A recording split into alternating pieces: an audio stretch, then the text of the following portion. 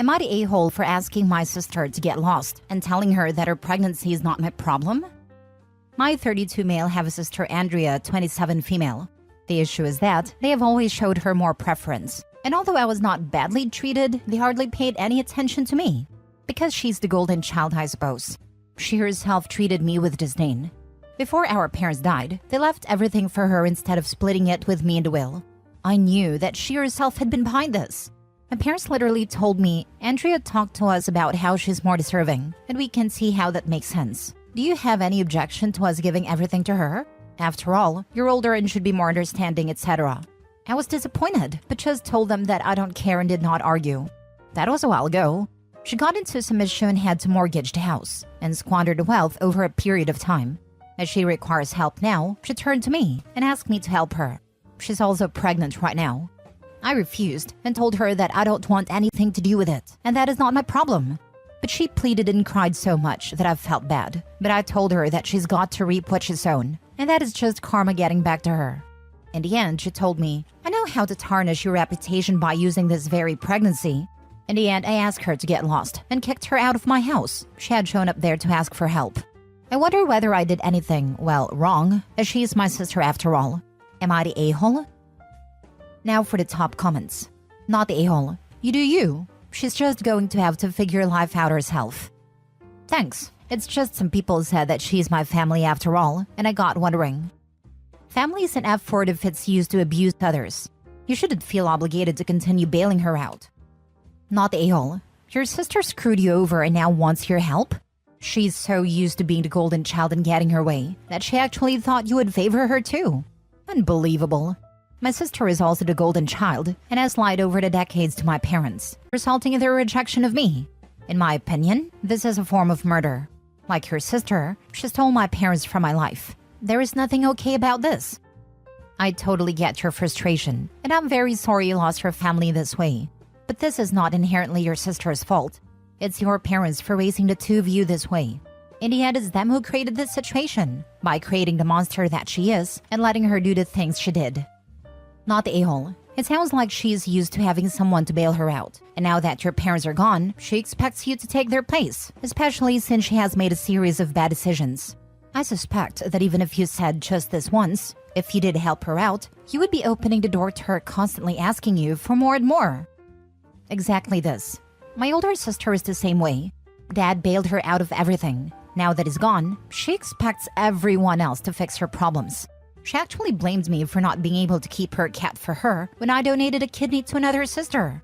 Some people are just awful and not worth giving space in your brain. Next story. Am I the a-hole for telling my bully I feel no sympathy for her? There's this one girl, 17 female at school, who just got diagnosed with terminal cancer.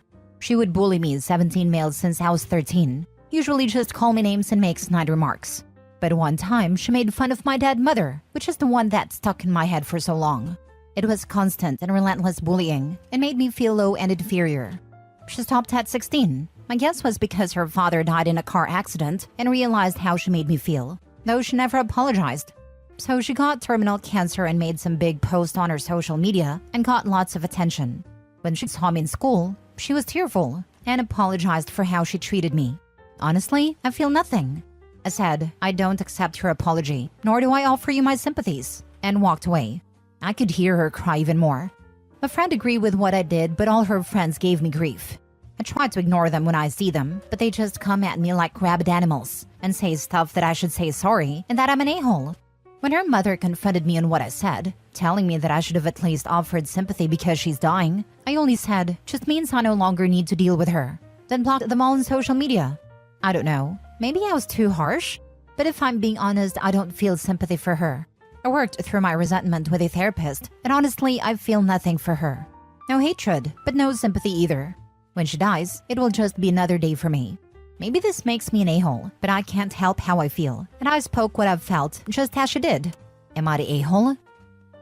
Not the a-hole. She was cruel to you for years. You are under no obligation to accept her apology or offer sympathy.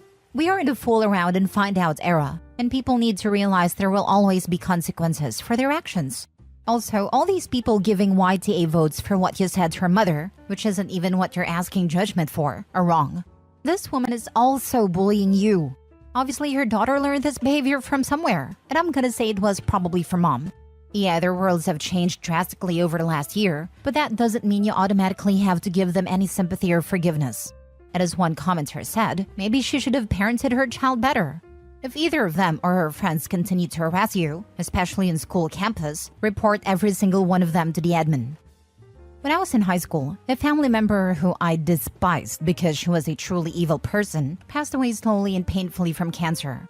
It wasn't a death I'd wish on anyone. That said, I wasn't sad she was gone, and that felt wrong to me, like I should at least think good of her now. When I expressed all that to my mom, she said something that has stuck with me to this day. Just because someone dies, even if they die in a terrible way, it doesn't suddenly mean they were a good person. Similarly, this girl is suffering something awful, and it's tragic, but that doesn't automatically mean she's forgiven for everything she's done. There was a guy in high school who died after he was hit by a car, and the entire school, tiny charter school, made a huge deal about it. Offered kids time off for grieving, even had a candlelight vigil. I think his parents set up a scholarship in his name. Kids were acting distraught at the loss of poor Adrian. But to be honest, the guy was a jerk. He hated most of those kids at our high school. It was intentionally irritating to most people. He had extreme beliefs, which were fine, but loved berating people over things like commercialism if they bought a soda. The night he died, he was hanging out with his college friends. They threw his glasses into the road, and somehow he thought it was a good idea to walk blindly into the road of speed limit 45 to go get them. An old lady hit him going 35, and he died. So like just a stupid way to die. It is tragic his life ended early. I think he might have gone on to do some good things. But I wasn't heartbroken. I wasn't crying at a candlelight vigil for his soul. I wasn't wearing black armband in remembrance. It's like, yeah, that sucks. Not the a-hole. Someone who is truly sorry would accept that you do not forgive her. She wouldn't tattle to her friend/mom if she was truly contrite. You owe her nothing. It's not like you went out of your way to shove it in her face. As a matter of fact, you never even retaliated when her father died. Having terminal cancer doesn't absolve anyone of being an a-hole. And the bully made sure to apologize very publicly with tears, and an audience ready to clap at her amazing act of being so mature. It's almost as if the girl doesn't care about OP at all, but instead saw an opportunity to make a scene and get a shower of cookies. I believe in apologizing publicly if the offense was also public. But apologizing is about taking accountability for your actions. The bully just made a scene and put OP in yet another crap show. Next story. Am I the a-hole for telling my brother that it's only his son's fault that he was injured? My 41 male nephew Ian, 9 years old, visited us for Thanksgiving a while back. He was accompanied with his parents and children, including Ian. I have a bulldog in my house, which they know about. I told the kids to stay away from it, which they agreed to. It doesn't like strangers, and I did not want to take any chances. As they had said fine, well, I did not bother about it again until the incident happened. Ian walked towards his doghouse and began to yell and tease it. He apparently got so near him that the dog bit him and injured his hand. He screamed, and it attracted our attention. We rushed out and took him away. The dog was chained, but he was still barking. We took him to the hospital, and everything was confused as my sister-in-law was scared as well, including Ian's older sister. My brother David, 44 male, now accused me by saying that it's my dog and that I should pay the bills now. I refused, saying that I'd warned them and that it's Ian's fault. But he said that doesn't matter as it was my dog. We got into an argument and he threatened to sue me later and said I already know that he can't afford the best lawyers as he himself is one. I told him I am not doing it, but should I have? It's my dog and I am his uncle, so should I have paid? Am I the a-hole? Now for the top comments. Personally, as a Canadian, I don't think you're the a-hole, but I really don't know how much that would cost. 9 years old is old enough to know better and he was warned. It's just I had warned him. I'm not happy he was injured, obviously, but it sounds really unfair to expect me to pay when I had told him before. The child and his parents learned an important lesson that day. Keep your distance from dogs you aren't familiar with, especially when the dog is in a safe space, indoor cage, or doghouse. Ian had a fool around and found out rating of 7 that day. It's lucky it wasn't his face. Not the a-hole. You warned him. He didn't listen. Parents should watch their own child if he wants to meet the dog. My ex used to tease my grandma's cat. Not maliciously, it was playful. But when the cat would lay down in her box, she was done. Tell me why I had to repeatedly tell this 20-plus-year-old man why he needed to leave the cat alone when she was in her box. He wasn't one of my best decisions. Not the a-hole. Even without a warning, teasing a chained dog is an a-hole move. I completely disagree with people who say 9 is too young to understand this. 9 is plenty old, especially in combination with the warning you gave. But seriously, even without a warning, a 9-year-old should know better. Your brother sounds like a serious a-hole. He's threatening to sue you? Jesus. The dog was a hazard limited to one part of the yard, with warning provided to all. At that point, it becomes no different than any other geographical defined hazard, like a cliff edge or a river or a pit. If an adult is to blame, it is the child's parents for not supervising their child. If a child walked off a cliff that the parents knew about, who would you blame? The first dog I lived with was a wolf/husky cross. While my parents' dog was friendly, it was also very big. We grew up learning to read doggy body language, and by age of 3 years knew when to leave the dog alone. We were also explicitly told by my parents' friends when to stay away from their dogs. Had we been bit, none of the dogs would have been blamed. In fact, my father's first question would have been, "Why were you pestering the dog?" Last story. Am I the a-hole for telling my mom if she acknowledges her grandson, I won't talk to her anymore? I, 28 female, have a brother Elijah, 24 male, I do not speak with. I consider him dead to me. He molested my sister, has allegedly violated multiple women, and went to jail for a vague child exploitation charge, which we all presume is kiddie porn, since he's been caught multiple times talking to minors. My parents still talk to him for some ungodly reason. Last night, my father called me to say, "You're an aunt." When pressed, he said Elijah has a 1-year-old they just got the paternity tests back from. I said, "Then no the heck I'm not." Dad pressed, and I responded more firmly, "No, I am not an aunt."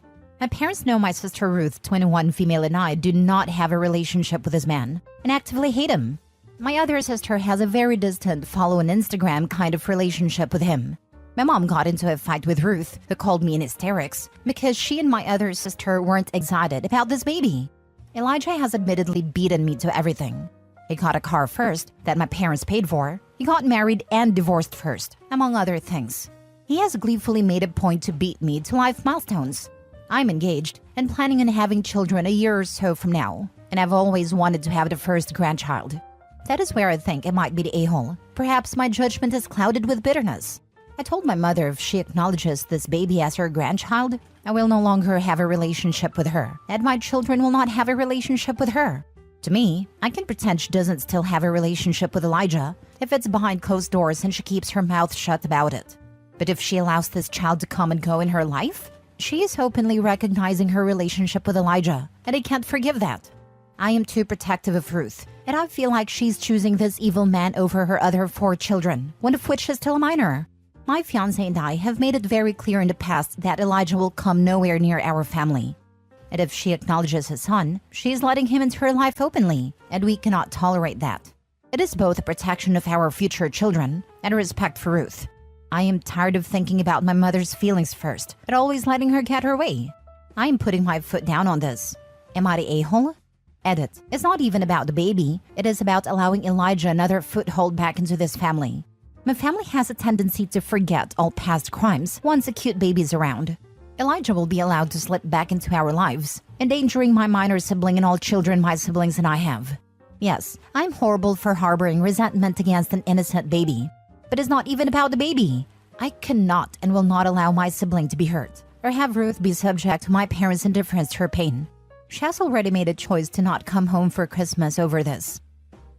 I would actually start by calling CPS and telling them your monster of a brother had a child, and you fear for the safety of the child. That kid is not at fault and should have nothing to do with it. Your goal should be getting that kid away from his dad and making sure baby mama knows what kind of person your brother is. You should bond with that kid just to make sure it's safe and okay. That doesn't mean you have any interaction with your brother. My brother violated me as well. He had a daughter. I reported him and told his wife and called CPS. The courts forced his rights to be removed and out to lifelong protection order. His daughter will never be forced to deal with him. It wasn't a quick process to get his rights removed. It took time, but it was successful. If he has gone to jail for child exploitation, he probably had to register as an offender. CPS and the child's mother definitely need to know this. I hope either the baby mama or the grandparents get full custody, with no visitation from this guy. If he likes girls and it is a baby girl, she's in danger for being violated.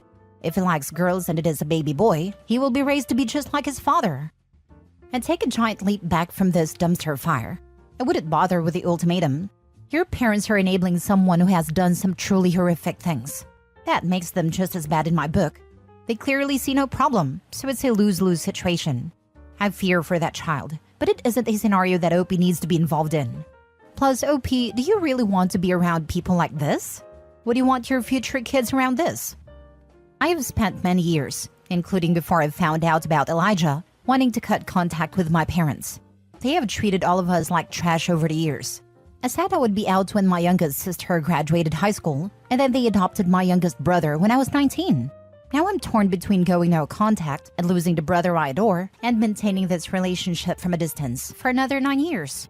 All I have ever wanted is loving parents, and I've been a fool to think they would ever change. I wanted my children to have grandparents. I love my grandparents. I wanted that for them.